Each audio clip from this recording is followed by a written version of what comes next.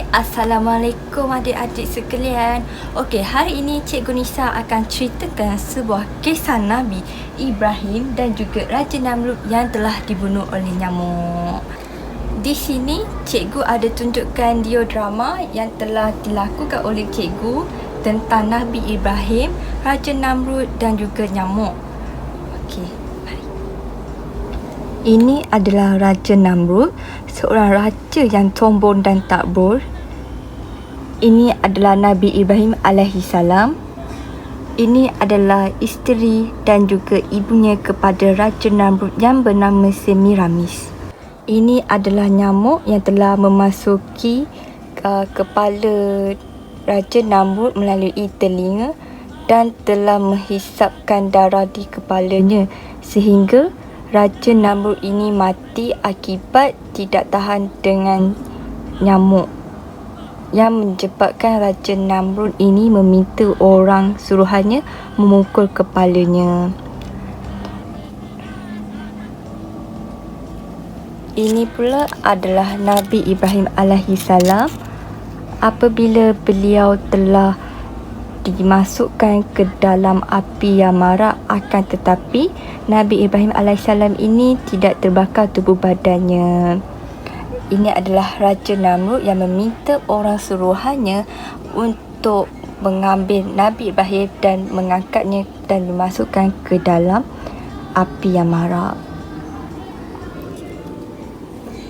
Ini adalah ibu Nabi Ibrahim yang sempat melarikan diri dan menyelamatkan Nabi Ibrahim alaihi salam di dalam sebuah gua. Raja Namrud adalah salah seorang raja yang telah memerintah pada zaman Mesopotamia Purba yang kini dikenali sebagai negara Iraq. Raja Namrud ini adalah seorang raja yang mempunyai kebijaksanaan, kecerdasan dan juga seorang raja yang mempunyai gelaran pemburu yang hebat dan juga pemburu yang perkasa. Ia memiliki gelaran pemburu yang hebat dan juga pemburu yang perkasa kerana kebijaksanaannya di dalam berburu. Melekapnya adalah Namrud bin Kaan bin Kruz dan bin Ham bin Nuh. Raja Namrud ini juga dikenali sebagai Dewa Matahari. Pada zamannya, Raja Namrud ini adalah seorang raja yang cerdas. Namun kecerdasannya itu telah membuatkan Raja Namrud ini bersikap sombong dan takbur sehingga menyebabkan dirinya mengaku sebagai Tuhan, dan ianya telah mendapat tentangan yang hebat daripada Nabi Ibrahim alaihi salam. Nama bapa Raja Namrud ini adalah Huz, iaitu cucu kepada Nabi Nuh alaihi salam, dan ibunya adalah bernama Semiramis.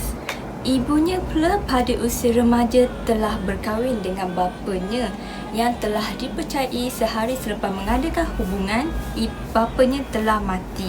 Oleh disebabkan itu, Raja Namrud dilahirkan tidak berbapa. Oleh itu, apabila Raja Namrud lahir, beliau tidak mempunyai bapa dan ibunya adalah seorang wanita yang sangat cantik lagi bijaksana. Setelah beliau dilahirkan, ibunya telah membuat cerita kononnya Raja Namrud ini adalah seorang anak suci sehingga menyebabkan Raja Namrud ini mengaku dan meyakinkan diri bahawa dianya adalah anak Tuhan. Apabila Raja Namrud ini menginjak usia remaja, Raja Namrud ini memiliki wajah yang tampan sehingga ibunya menjadi cemburu akan teman wanitanya dan menyebabkan ibunya telah berkahwin dengan anaknya sendiri, iaitu Raja Namrud. Pada satu malam, Raja Namrud ini telah bermimpi bahawa bintang diterbitkan daripada arah barat dan semakin tinggi ia naik, semakin tinggi juga ia menerangi seluruh alam semesta. Raja Namrud pun terbangun daripada mimpinya dan memberitahu kepada penasihatnya bahawa tentang mimpinya itu, dan penasihatnya membuat beberapa taksiran mengenai mimpi Raja Namrud. Antara taksirannya ada akal lahirnya seorang Isa di masa setahun, dan Isa ini akan membuktikan bahawa Raja Namrud ini adalah seorang raja yang palsu. Isa itu akan menyebarkan agama dan mengatakan bahawa Tuhan itu wujud dari lahir-lahirnya sehingga para nabi yang mulia, dan mewujudkan Tuhan yang satu, dan akan lahirnya seorang insan yang menyebabkan Raja Namrud mati secara dahsyat. Namrud juga telah bermimpi bahawa seorang kanak-kanak telah memasuki biliknya dan telah merampas mahkotanya dan menghancurkan mahkotanya. Bila mendengar berita ini, Raja Namrud semakin gelisah dan semakin takut akan kematiannya yang dahsyat. Dengan serta-merta, Raja Namrud ini telah memerintah tentera-tenteranya dan telah mengatakan bahawa wanita-wanita yang mengandung akan dibunuh dan lelaki-lelaki akan dipisahkan dari wanitanya. Selepas 1 tahun kemudian, Raja Namrud mendapati bahawa insan yang ingin dibunuhnya telah dilahirkan. Raja Namrud menyangkakan bahawa beliau telah menggagalkan kelahiran Nabi Ibrahim alaihissalam. Namun atas kuasa Allah Subhanahu Wa Taala, Allah telah melindungi Nabi Ibrahim dan ibunya serta telah dilarikan di sebuah gua. Ibunya telah menyembunyikan diri dan sempat melarikan diri di dalam gua. Apabila Nabi Ibrahim telah menginjak usia dewasa, beliau telah menghancurkan beberapa batu berhala dan juga ini menyebabkan rakyat sekelilingnya tidak berasa selesa dan telah menangkap Nabi Ibrahim untuk dibawa kepada Raja Namrud. Kemudian Raja Namrud mengatakan kepada Nabi Ibrahim, "Adakah engkau yang menghancurkan batu berhala aku?" Dengan tenang dan selamanya Nabi Ibrahim menjawab, "Batu besar yang ada kapak itulah yang telah menghancurkannya. Cuba katakan kepadanya siapakah yang menghancurkannya." Raja Namrud pun terdiam dan telah bertanyakan kepada Nabi Ibrahim, "Engkau kan tahu bahawa patung berhala itu tidak boleh bercakap. Kenapa engkau ingin kami tanyakan kepada patung berhala itu?" Tibalah saat-saat yang dinantikan Nabi Ibrahim alaihissalam ini. Ibrahim berkata, "Jika begitu, mengapa kamu menyembah patung berhala yang tidak boleh bercakap itu? Tidak dapat melihat dan tidak dapat mendengar?" Setelah selesai, akhirnya barulah Raja Namrud berfikir bahawa budak di hadapannya adalah budak yang berada di dalam mimpinya. Ini kerana budak ini tidak takut dan tidak gentar untuk berhadapan dengan Raja Namrud. Namun, budak ini juga bijak dalam berpidato. Dan Raja Namrud berfikir bahawa ia harus membunuh Nabi Ibrahim alaihissalam dan membakar mayatnya secara hidup-hidup. Maka dia pun meminta pertolongan daripada orang-orangnya untuk membakar Nabi Ibrahim secara hidup-hidup. Sebelum membakarnya, beliau berkata kepada rakyatnya, "Belalah Tuhanmu, lihatlah jika dia terbakar." Maka Nabi Ibrahim pun jatuh di api yang marak.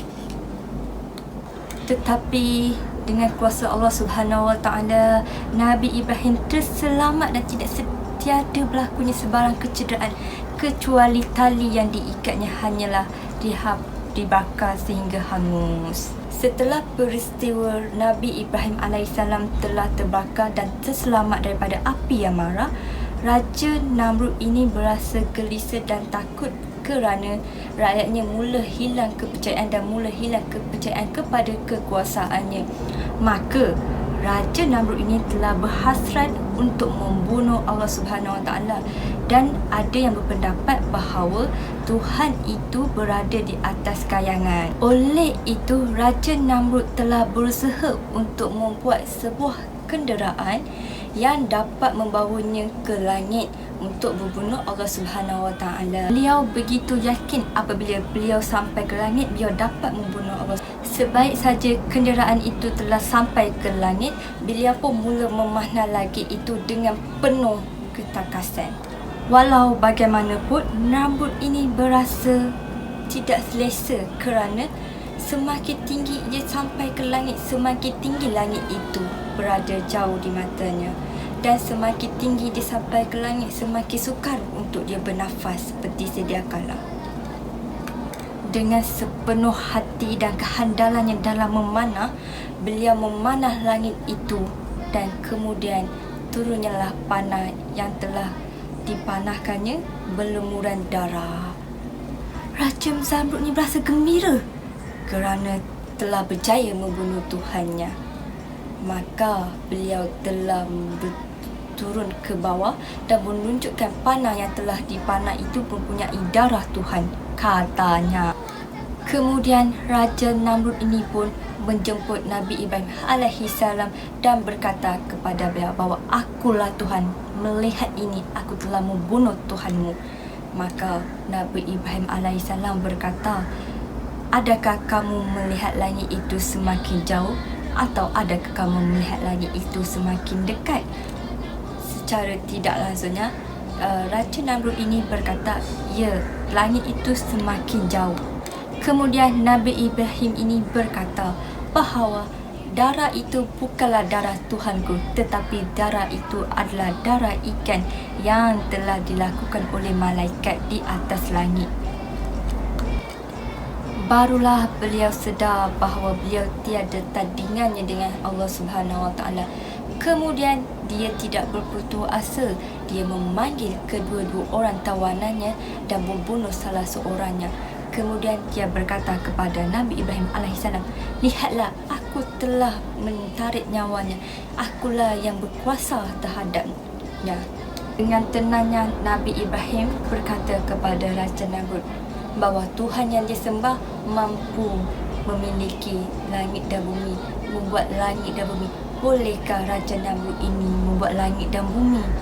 Maka Raja Namrud pun akhirnya mengalah kerana logik akal Nabi Ibrahim alaihissalam. Akan tetapi Raja Namrud ini tidak pernah sesekali untuk mengalah kerana beliau bersikap sombong dan angkuh dan takbur. Beliau telah menguji kesabaran Allah Subhanahu Wa Taala dan beliau telah mencabar Allah Subhanahu Wa Taala untuk menyerang di tempat yang tertentu. Raja Namrud pun telah mengumpul bala tenteranya yang telah disempurnakan dengan senjata dan juga keselamatan dirinya. Akan tetapi Allah Subhanahu Wa Taala mempunyai kuasa dan telah menurunkan nyamuk dan juga serangga-serangga untuk melawan bala tenteranya. Secara tidak langsung, nyamuk-nyamuk itu telah memasuki lapisan badan tenteranya. Namrud berjaya melarikan diri daripada perlawanan itu, akan tetapi seekor nyamuk telah memasuki kepalanya. Selama 44 harinya Raja Namrud ini tidak tahan dengan sakit kepalanya kerana nyamuk itu telah menghisap kepala otaknya. Justru Raja Namrud meminta orangnya untuk memukul kepalanya kerana tidak tahan dengan sakit kepalanya. Maka orang itu pun memukul, tetapi Raja Namrud ini tidak berasa puas kerana tidak hilangnya sakit kepalanya lagi. Maka dia meminta orangnya untuk memukul secara kuat di kepalanya. Teng teng teng. Akhirnya Raja Namrud mati apabila orangnya telah memukul kepalanya dengan begitu kuat sekali. Nyamuk tersebut pun telah keluar daripada telinganya. Dan maka berakhirlah kisah Nabi Ibrahim alaihissalam dan juga Raja Namrud, seorang yang takbur dan sombong akan tetapi tewas oleh seekor nyamuk yang kecil.